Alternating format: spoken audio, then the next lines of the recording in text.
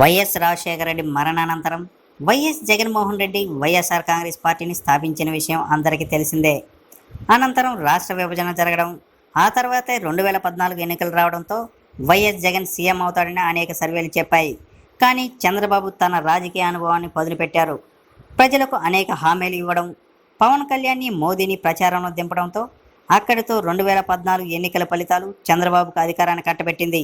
కానీ చంద్రబాబు ఇచ్చిన హామీలు గాలికి వదిలేశారని వైఎస్ జగన్ ఆరోపించడం, ప్రజా సమస్యలపై వైఎస్ జగన్ పోరాటం చేయడంతో ఎంతోమంది నాయకులు వైఎస్ఆర్ పార్టీలో చేరుతున్నారు.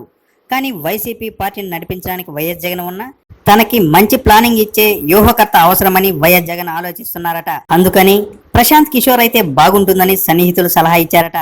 ఇక ఆలస్యం ఎందుకని జగన్ ప్రశాంత్ కిషోర్ని కలిసినట్టు తెలుస్తుంది. అసలు ఈ ప్రశాంత్ కిషోర్ ఎవరు అనే విషయానికి వస్తే, గతంలో గుజరాత్లో మోదీ, బీహార్లో నితీష్ గెలవడానికి ప్రశాంత్ కిషోర్ సలహాలే కారణమని ప్రచారంలో ఉంది. ప్రశాంత్ కిషోర్ జగన్ బాడీ లాంగ్వేజ్ మార్చుకోవాలని, సభల్లో మాట్లాడడానికి, సమావేశాల్లో మాట్లాడడానికి, అసెంబ్లీలో మాట్లాడడానికి తేడా చూపించాలని సలహా ఇచ్చినట్టు సమాచారం. అంతేకాకుండా పదే పదే నేను ముఖ్యమంత్రి అవుతానని, త్వరలో ఎన్నికలు వస్తాయని చెప్పకూడదని ఆయన చెప్పినట్టు తెలుస్తుంది.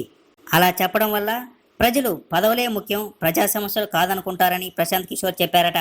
ఈ ప్రశాంత్ కిషోర్ మోదీని సీఎం నుండి పీఎం వరకు తీసుకెళ్లడానికి పక్కా ప్రణాళికలతో పనిచేశారట. అంతేకాకుండా బీహార్ ముఖ్యమంత్రి నితీష్ కుమార్ హ్యాట్రిక్ సీఎం అవడానికి కూడా ప్రశాంత్ కిషోర్ మాస్టర్ మైండ్ అయినట. ప్రశాంత్ కిషోర్ సలహాలు తీసుకోవడం వల్లే జగన్లో అనేక మార్పులు వచ్చినట్లు తెలుస్తుంది. 2019లో జగన్ సీఎం ఖాయమని తెలుస్తుంది.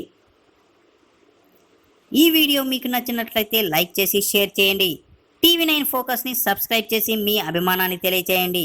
మరిన్ని ఇంట్రెస్టింగ్ అప్డేట్స్ కోసం ప్లీజ్ సబ్స్క్రైబ్ టీవీ9 ఫోకస్.